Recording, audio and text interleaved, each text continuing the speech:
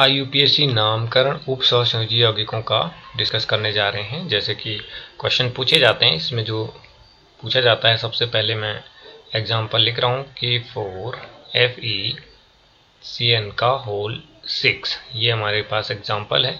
तो इसका IUPAC नाम लिखना है। तो IUPAC नाम लिखने के लिए कुछ शर्तें होती हैं जो आपको पहले भी बताई जा चुकी हैं। तो आइए देखते हैं इसमें। ये जो है, ये वाला हिस्सा इसका पॉजिटिव वाला हिस्सा है, ये धनात्मक हिस्सा है, इसका पॉजिटिव हिस्सा है।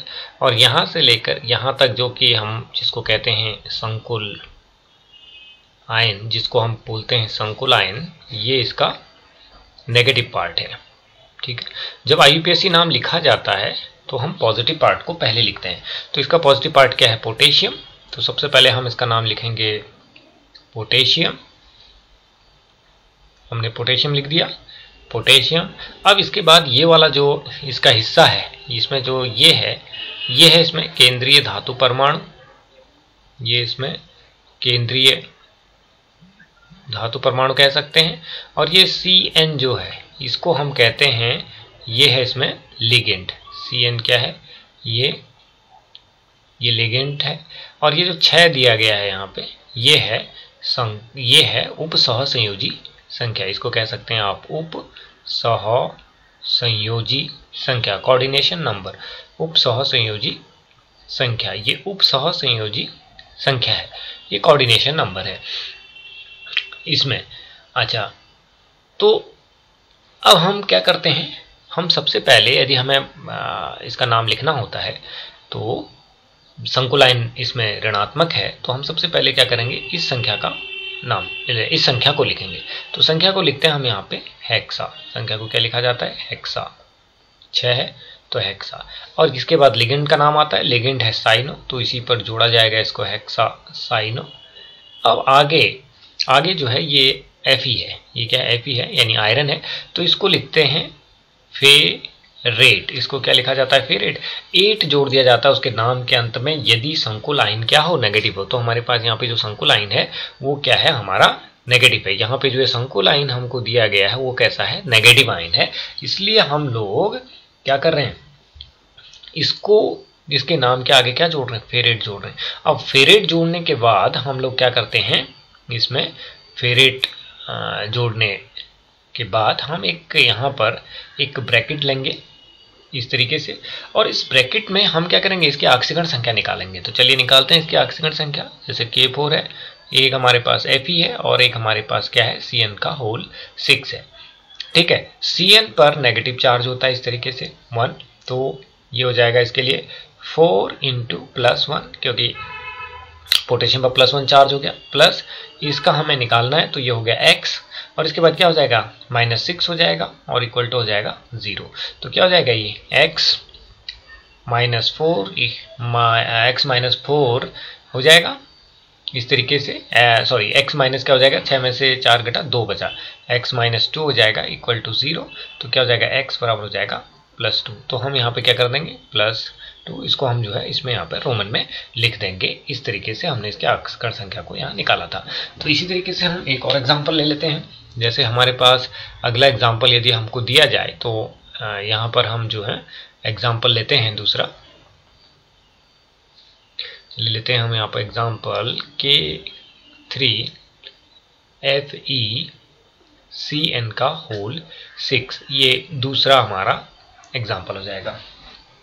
तो इसमें क्या है, इसमें भी वही चीज़ है कि ये हिस्सा हमारा पॉजिटिव है, ये वाला हिस्सा पॉजिटिव है, और ये वाला हिस्सा नेगेटिव है। तो सबसे पहले पॉजिटिव वाले का नाम लिखा जाएगा इसमें पोटेशियम। इसमें पोटेशियम हो जाएगा, पोटेशियम। पोटेशियम के बाद फिर हमारे पास हो जाएगा यहाँ पे पोटेशियम हो जाएगा। तो पोटेशियम के बाद क्या हो जाएगा? हेक्सा हो जाएगा, इस तरीके से पोटेशियम हेक्सा। फिर वही हो जाएगा cyano, potassium hexa cyano. Ferrate हो जाएगा, क्योंकि वही इसमें भी आ रहा है, ये एक ही चीज़ है, पोटेशियम हेक्सा साइनो फेरेट। अब आता है इसके ऑक्सीकरण संख्या की। तो इसकी ऑक्सीकरण संख्या निकालते हैं। K3 हमारे पास Fe है, हमारे पास है CN, और क्या है? 6 है। तो इसकी ऑक्सीकरण संख्या निकाल लेते हैं यहाँ पे। इसकी ऑक्सीकरण संख्या हम निकालना चाहें तो ये हो जाएगा आपका +3 हो जाएगा। ये हो जाएगा +3 और ये हो जाएगा हमारे पास x और ये हो जाएगा यहाँ इसका हमको लिखना है प्लस, ये हो जाएगा -6 = 0। तो क्या हो जाएगा x बराबर हमारे पास निकलेगा -3 = 0 और x बराबर हमारा क्या निकलेगा +3। तो यहाँ पर x का साइन ऑफ वेरिएट ये आ जाएगा, यहाँ पे थर्ड आ जाएगी इसकी आक्सीकरण संख्या। इस तरीके से हम लोग इसका जो है IUPAC नेम निकाल लेंगे आगे के लिए। अब हम आगे बढ़ते हैं और एग्जाम्पल लेते हैं। तीसरा हम एग्जाम्पल लेते हैं इसमें। थर्ड एग्जाम्पल यदि हम लें तो हमारे पास सपोज इस तरह से कोई क्वेश्चन दिया गया हो, MnH2O का हमारे पास दिया है होल 6 और यहाँ पे दे रखा है इसमें +3, ये इस तरीके से। तो इसका IUPAC नेम लिखना है तो क्या लिखेंगे, यहाँ पर ये 6 है तो हमारे पास क्या हो जाएगा, सबसे पहले हेक्सा, लिगेंड्स क्या है, ये है एक्वा, हेक्सा एक्वा, ये मैग्नीज है तो आ जाएगा मैग्नीज, हेक्सा एक्वा मैग्नीज हो जाएगा, हेक्सा एक्वा मैग्नीज। और इसके बाद इसकी ऑक्सीकरण संख्या ये प्लस में दी गई है तो ये ऑक्सीकरण संख्या इसकी क्या है, 3 है, धन 3 है ना। तो ये इसके बाद हमको क्या लिख देना है, इसके में आयन लिख देना है इस तरीके से, जिसके ऊपर भी इस तरह से उसके पीछे हमें आयन लिख देना है इस तरीके से, है ना। अच्छा, चौथा एग्जाम्पल हम लेते हैं इसमें। जैसे इस तरह का एग्जाम्पल हमारे पास CONH3 का होल 6 और यहाँ पर हो SO4।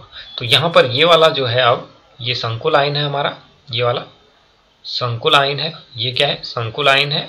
और ये वाला जो है हमारा, ये जिसकी हम बात कर रहे हैं, ये वाला, ये हमारा क्या है, ये सिंपल आयन है, ये संकुल आयन है और ये सिंपल आयन है।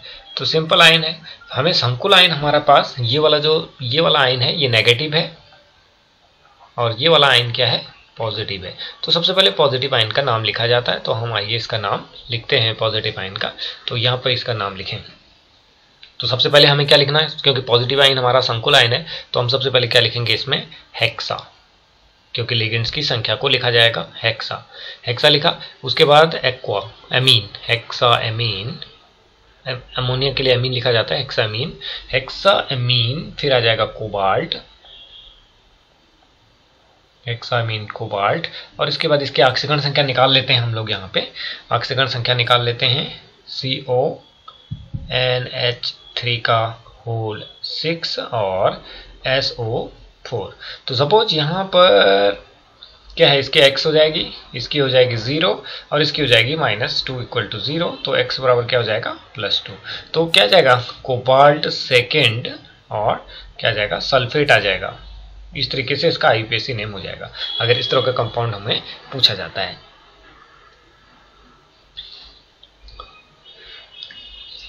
आगे बढ़ते हैं हम लोग। इस तरह का कोई कंपाउंड हो, K3AlC2O4 का होल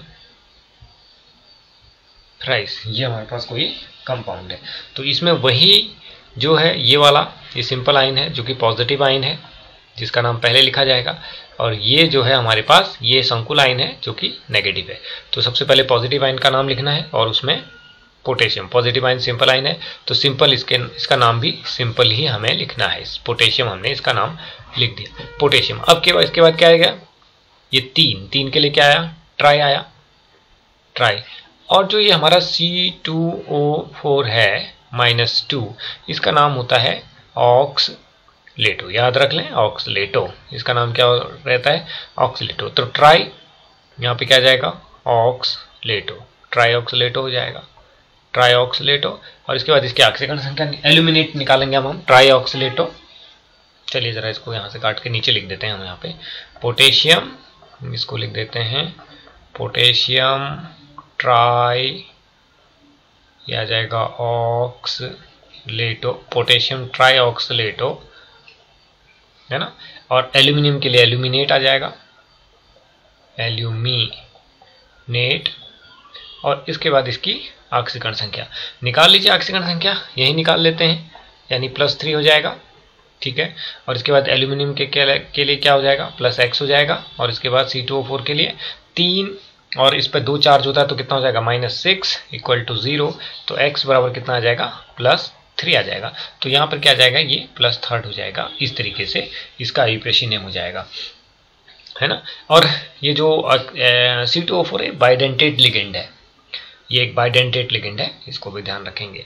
इसी तरीके से कोई और एग्जांपल यदि हम देना चाहें, इसमें और एग्जांपल हमारे पास हो तो देखते हैं कोई।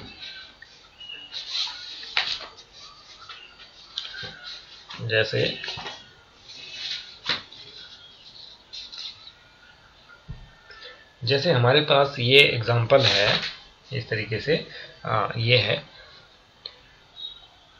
K3, हमारे पास एग्जांपल है K3, फिर है हमारे पास ब्रैकेट, फिर है CO, और CO के बाद हमारे पास है CN का होल 5, पूछा गया है ये भी, CN का होल 5, और इसके बाद दिया है इसमें